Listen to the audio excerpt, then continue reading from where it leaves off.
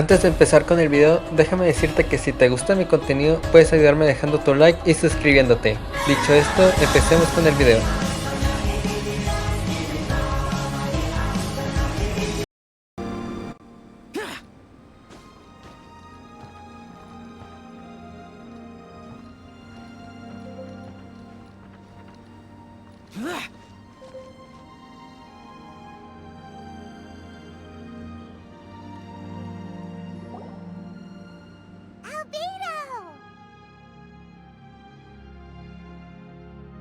Traveler, Paimon.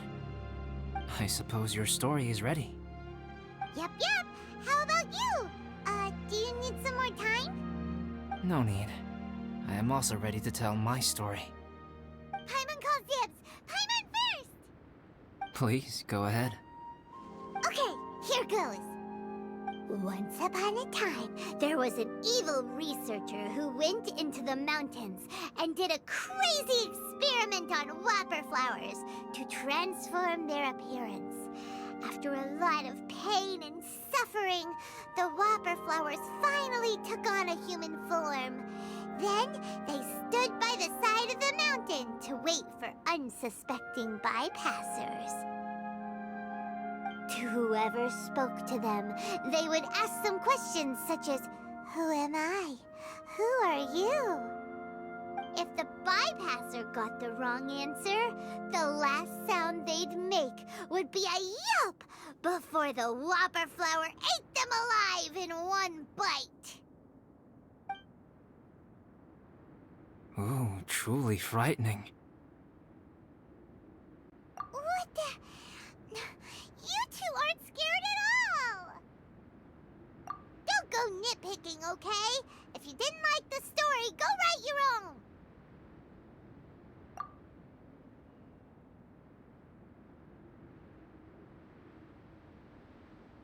In other words, the whopper flowers would ambush and then completely replace their victims. And then what? Go back to where the person lives? Enter their home? Eat their whole family? Paimon made up this story, but now Paimon's the one who's scared by it. It's a good story. Oh, may I write it down? I may bring it up in future conversations. What for? Just to scare people with? Yes. You've got a real mean streak, Albedo. Mine is a little longer than yours. It starts with an alchemist.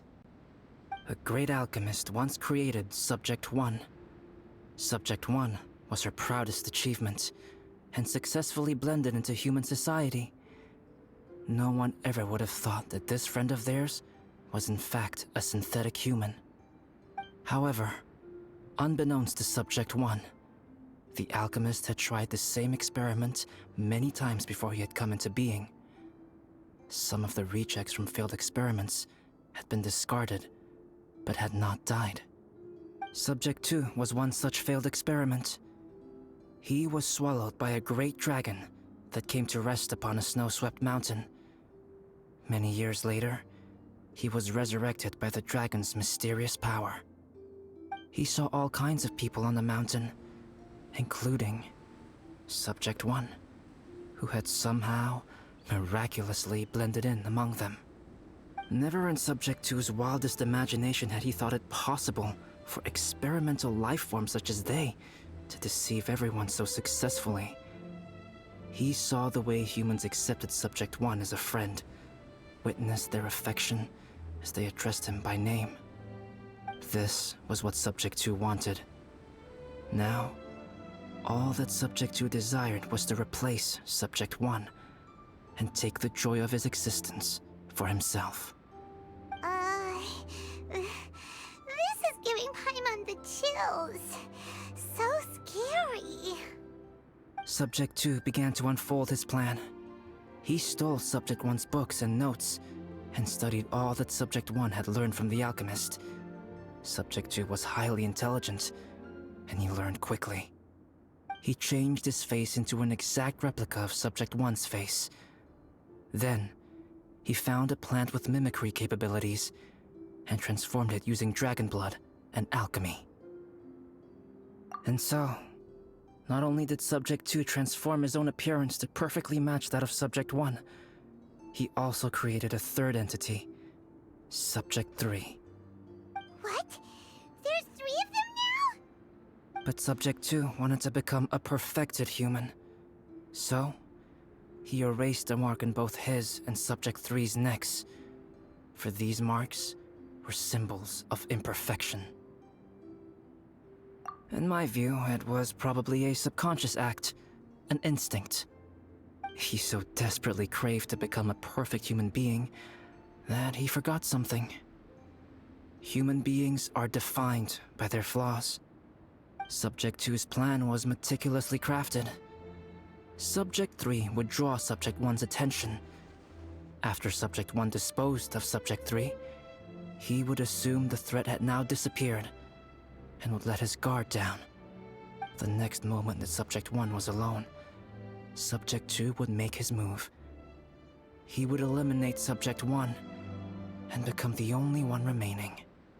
He would secretly replace the Subject 1 of everyone's memories and inherit his identity, residence, clothing, sword, name, and friends. People would have no idea that the individual they knew had become somebody else from one day to the next. This is way too scary. Paimon's never gonna be able to trust anyone again. But just before Subject 2 could carry out his plan, a unique stranger entered the mix. Subject 2 tried to make contact with this person, but found that they could somehow sense he was different from Subject 1. What's wrong? Are you scared? What happened then? What happened to the stranger? He became a new stage in Subject 2's plan. One more person that Subject 2 had to dispose of. It's as if there were 3 identical roses in a garden. Only one of the 3 was a fine specimen, while the other 2 were defective specimens that bore poisonous thorns. In all the world, only the gardener who tended to them could tell which was the good specimen. People do not like poisonous plants. Only a perfect rose can fetch a high price. If the inferior specimens wanted to conceal the fact of their worthlessness, they would have to take the gardener out of the picture, using their poisonous thorns. This is exactly what Subject 2 was thinking. So, he hid in the shadows and waited patiently. Maybe soon, he would get his chance to become truly human.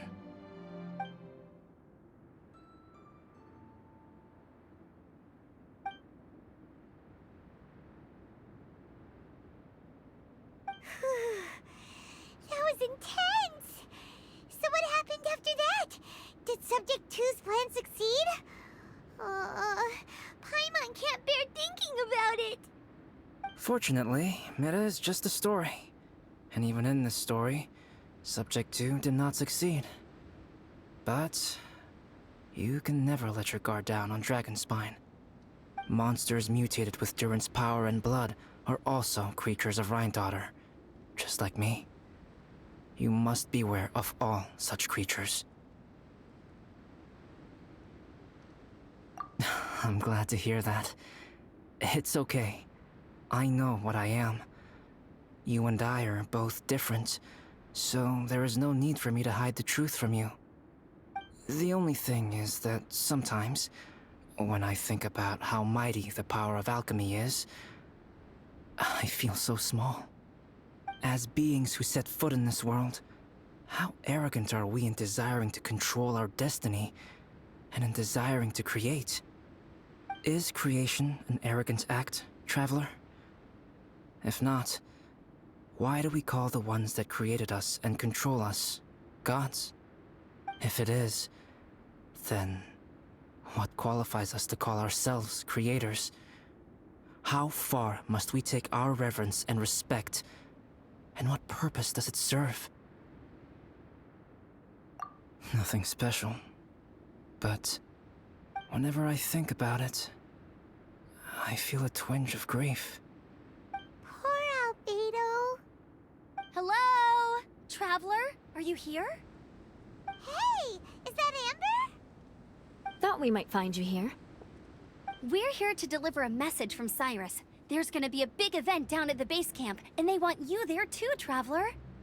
Winter camp is nearing its end. Apparently, even provisional instructors are required to attend. Looks like we need to go, Albedo. Bye for now. Then I won't keep you. I have some things to attend to here, so forgive me for not seeing you down.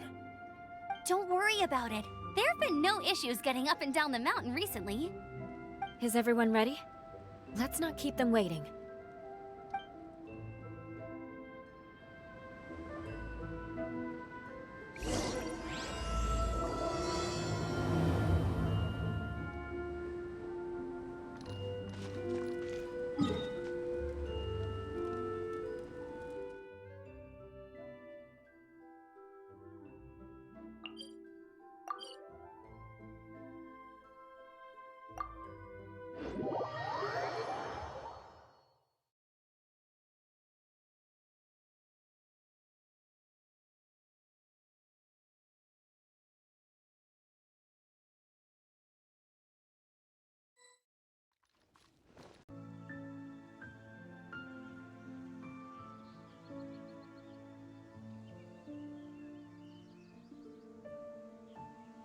Allow me to introduce Yozerv. He's Joel's father. Dad, this is that traveler I was telling you about. The traveler's helped me out loads in the past, and this time we even built a snowman together. Joel has told me everything about you. I can't thank you enough. Wow, this is amazing! Wait a second. Why is Cyrus discreetly wiping tears away? And what is Pallid doing here? Pallid is the hero of the hour this time. Go on, Pallid. Tell us what happened in your own words. Okay. The weather was fine on that fateful day, and I had a feeling that Lady Luck was smiling down on me. So I trusted my gut and set off to explore somewhere new, somewhere dangerous. Because where there is great danger, there is also great treasure. Why does this sound so hard to believe? But I had only been away from the group for a short while when I fell down a slope and just started rolling. Uh-oh. Did my bad luck rub off on him when we ran into each other on the mountain? The place I fell to was somewhere I didn't recognize, and I'd sustained a few injuries. I remember thinking to myself, this is the worst luck I've ever had in my whole life. Then I met Yozerv. He'd heard the sound of me falling and came out to see what was going on. Huh? Wow, so it was completely by chance then.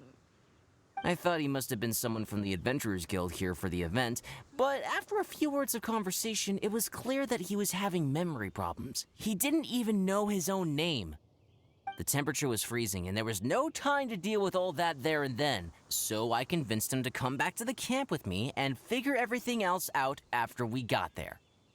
We got back to the camp, ran into Joel, and the moment he saw him, he froze for a second with this completely stunned expression on his face, and then he started crying out, "Dad! Dad!" That's when Yozerv suddenly started to remember. My memory has still not fully recovered, but Joel and his mother, they are the only ones that I will not, no, that I cannot forget. Daddy. Daddy's right here, Joel. Daddy's right here. Yozerf, don't you remember anything else at all? The poor princess, feeding the foxes? I'm sorry. I have no recollection. Maybe it's because of the head trauma. I'm not sure. I woke up and found myself covered in blood. My things were gone, and there was nothing to indicate who I was or how I got there. I crawled into a cave and settled in for a slow recovery. After my legs and feet were a little better, my hunting skills were what kept me alive. Dad, I was so worried about you. I'm all right now, Joel. Oh, don't cry. Daddy's not going anywhere. I'm here to stay. Oh, this is good. This is good. You know what, though? I definitely think my luck got worse after running into Benin on that mountain.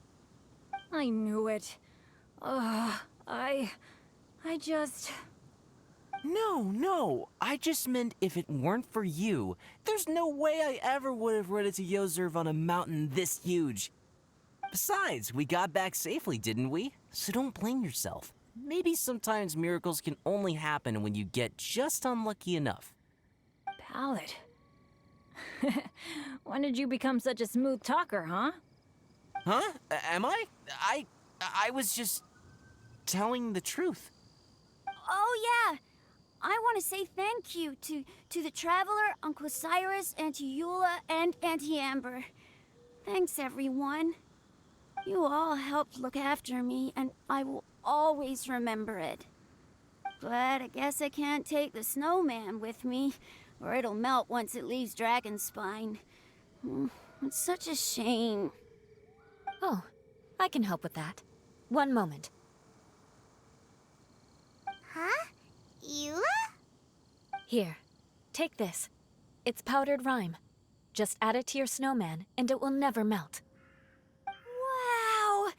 Really? Oh, this is awesome! You're the best, Auntie Eula! Dad, I have an unmeltable snowman now! How cool is that? How can I ever repay you all? Thank you all. Thank you from the bottom of my heart. Dad, I want to go move the snowman. Can we do it now, please? Okay, I'll be leaving with Joel now. I'm sure I'll see you all another day. Very well, very well. It's time for Pallid and I to have another discussion concerning his breaches of adventurer discipline. Huh? But Cyrus, I think I kind of made up for my mistakes this time, you know? See you guys! Oh, I made this for you and Amber. Think of it as a winter souvenir. Are you sure? This must be really important to you. Come on now, just take it. No need to make such a fuss. Wow! Now our snowman won't melt either! Great! You're welcome. Just keep it, that's all I ask. Amber and I have some business to attend to now. See you later. See you! Everyone's gone. Seems like they've all got their own stuff to do now. Oh! You know what? We've been on Dragonspine all this time, and somehow Paimon still forgot to ask Albedo about how to make a fruit juicifier machine that can keep the juice fresh. Maybe we should try Timaeus again. He does seem pretty eager to please after all.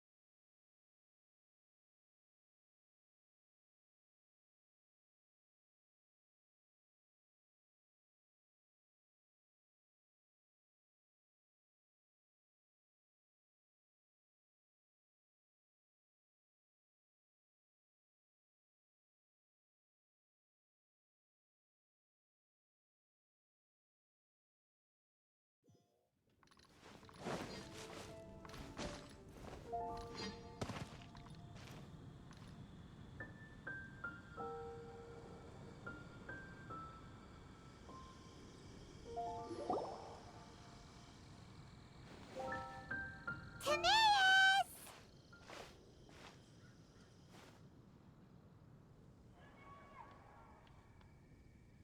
Traveler and Paimon, what can I do for you? Wait a minute. You've got that mischievous look on your face. Oh, you're not still thinking about that ridiculous juicer thing, are you? Timaeus, will you help us? Well, if the traveler isn't really interested, then, yeah, maybe I'll give this one a pass.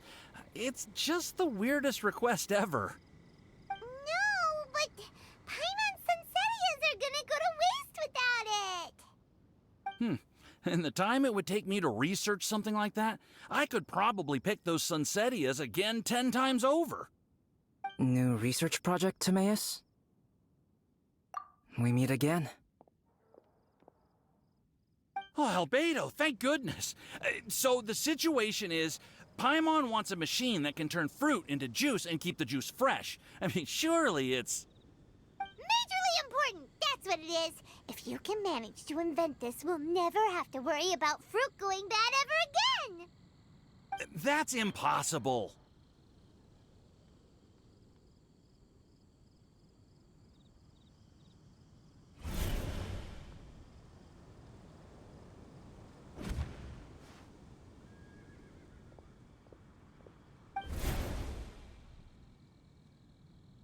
Turning fruit into juice is not hard, but keeping it fresh is more difficult. But if you simply want to keep the fruit from rotting, there are many ways to achieve this. Right, Traveler?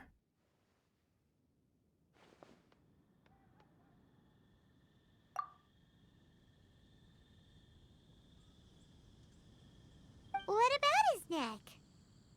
What's wrong? Is there something on my neck?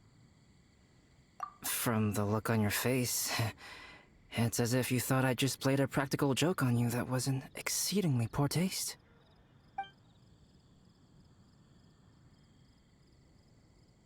Albedo, you were saying, how do you stop fruit from going bad? Well, one way would be to bury your fruit on Dragonspine, where the snow never melts all year round. But then Paimon won't be able to eat them! You could always live on Dragonspine. No, too cold for Paimon. Or you can give the fruit to me, and I would take it to Dragonspine for you.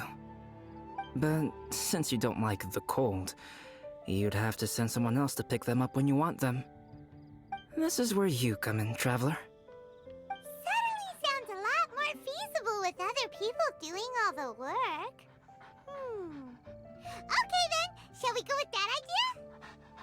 Fruit buried on Dragonspine will stay fresh for much longer. However, it is also possible that the fruit will sprout and grow into fruit trees. Who knows? Maybe the next time you visit, it will have grown into an orchard. You can water the trees, add fertilizer, and when they finally bear fruit, you will have some fresh Sunsettias. No way!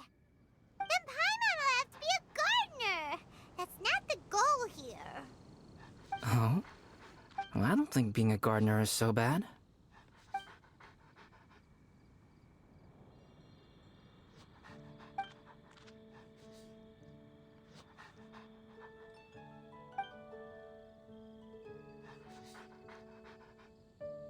Albedo! Stop trying to get your hands on Paimon's super sweet Sunsettias! It bothers you, does it?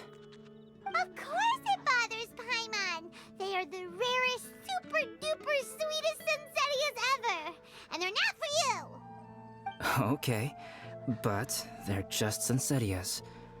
I think you're only so attached to them because you don't have much fruit of this quality in your possession.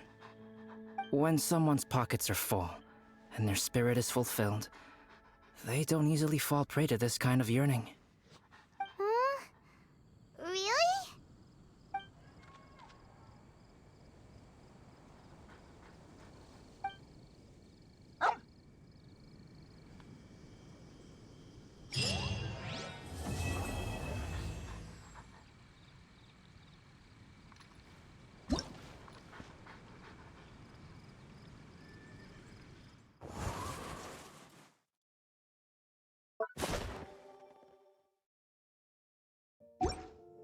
The neighboring nation of Liyue has the most prosperous commercial port in all of Tibet. Dragonspine is... If, one day, Dragonspine did become home to gardens and life may exist in all kinds of unfathomable